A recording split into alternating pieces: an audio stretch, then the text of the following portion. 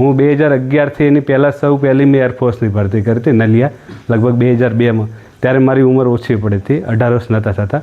તો ત્યારે હું બધું સિલેક્ટ કર્યું હતું, પણ એમાં મારી ઉંમર નથી થઈ. એના પછી મેં BSF, ITBP બધાય ટ્રાય કર્યા. થોડે જાતે શીખતા ગયા. એ સમયે અમે જાતે જ જતા, અમારી સાથે મારા પપ્પાને કાંઈ ખબર નહીં પડે, અમે કોઈને લઈને જ જતા, જાતે જ જતા હતા, જાતે જ કર્યું. આજે તમારી પાસે તમારી સાથે આવનારા તમારા ભાઈ હશે, તમારા પપ્પા છે, અને જે નોલેજ અત્યારે તમારા વાલી વારસને બી નોલેજ છે જ કે આપણે છોકરાઓને પહેલી વાત દરેક વસ્તુ તમારી પાસે અત્યારે પ્રોવાઈડ છે. એન્ડ્રોઈડ મોબાઈલ છે, દરેક માહિતી તમને ઘરે બેઠા મળી જાય છે. એટલે એનો પૂરેપૂરો મોબાઈલ તમે વાપરો છો તો એનો સારી રીતે યુઝ કરો. કે ફેસબુક યુઝ કરો, એમાં સારા એજ્યુકેશન પેજ આવે છે.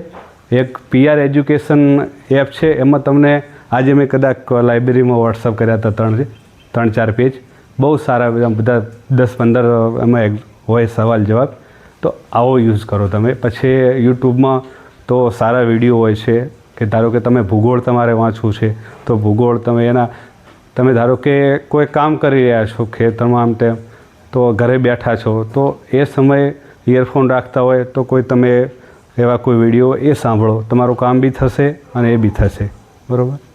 એટલે જે 10મા અને 12મામાં જે અત્યારે બહેનો ભાઈઓ એક્ઝામ આપવાના છે તો ફર્સ્ટ ધ્યેય તમારો એ જ રાખો કે તમને જે લખ્યું હોય, તમે જે વાંચ્યું હોય, જે તમને કોન્ફિડન્સ હોય એ સૌથી પહેલાં તમે લખજો.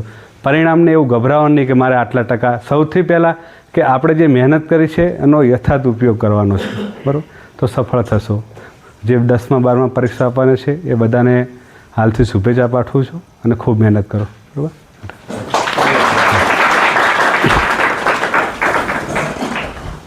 ખૂબ ખૂબ આભાર રમેશભાઈ.